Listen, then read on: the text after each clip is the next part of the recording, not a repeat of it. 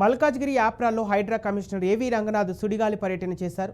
చెరువులోని ఎఫ్టీఎల్కు సంబంధించిన అక్రమాలను, బఫెట్ జోన్లోని అక్రమాలకు, అలాగే తూమ్ లెవెల్లోకి నీళ్లు ఉండనివ్వకుండా చేసే పనులను పరిశీలించారు.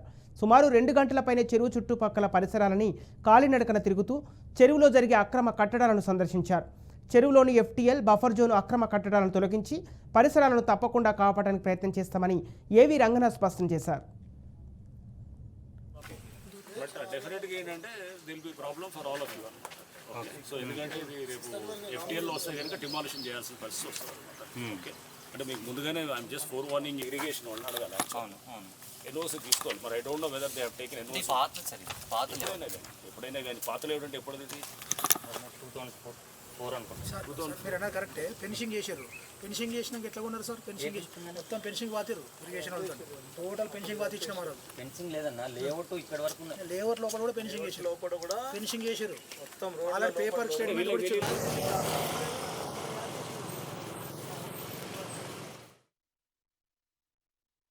నమస్తేనండి, మేము యాప్రాల్ నాగిరెడ్డి చెరువు దగ్గర ఉన్నాం. దశాబ్దాలుగా మరి నాగిరెడ్డి చెరువు అనేది, నాగిరెడ్డి అనే భూస్వామి ఈ చెరువు జాగని మరి ఊరికి ఇవ్వడం జరిగింది. ఆనాడు గిఫ్ట్కి ఇవ్వడం జరిగింది చెరువు అని చెప్పేసి, ఇక్కడ నీళ్ళు నిల్చుంటున్నాయని చెప్పేసి పట్టా ల్యాండ్ అయినా కానీ అప్పట్లో నాగిరెడ్డి గారు ఆయన భూస్వామి కాబట్టి ఈ చెరువు కింద, యాప్రాల్ నాగిరెడ్డి చెరువు కింద ఆయన పేరు దీనికి స్థిరపడిపోయింది.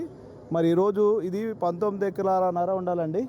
మరి ఈరోజు చూస్తే మరి 7 ఎకరాలు కూడా లేదు.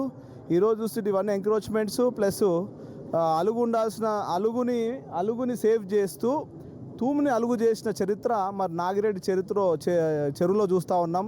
ఈనాడు అధికారులు అలుగులు ఉండాల్సిన స్థలంలో అలుగులనేమో ఫంక్షన్ హాళ్ళు చేస్తూ ఉన్నారు, ఫంక్షన్ హాల్ యజమానులకేమో సేవ్ చేస్తూ ఉన్నారు, తూమునేమో అలుగులు చేస్తూ ఉన్నారు. ఈరోజు అలుగేమో ఎండిపోతుందండి, నీళ్ళు వారాల్సిన స్థలం నుంచేమో ఎండిపోతూ ఉంది.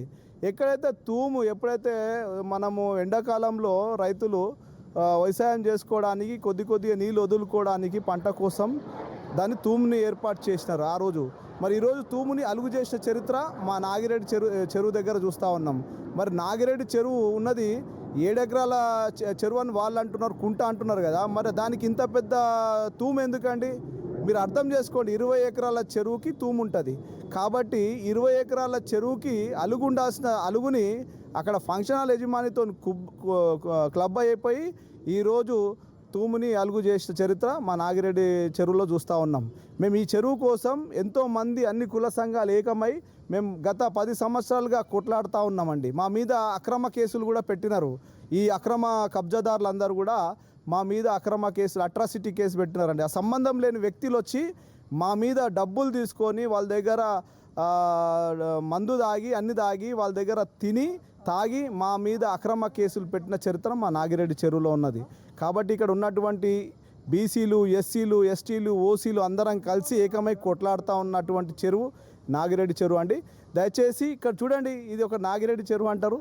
మరి ఈరోజు చూస్తూ ఉంటే అసలు ఏమీ లేదు. ఇక్కడ చూడండి మార్కింగ్ చేశారు. కాబట్టి దయచేసి మేము ఈ మీడియా ద్వారా అధికారులను కోరేది ఏంటంటే మా చెరువుని కాపాడమని మేము కోరుతా ఉన్నామండి. Thank you.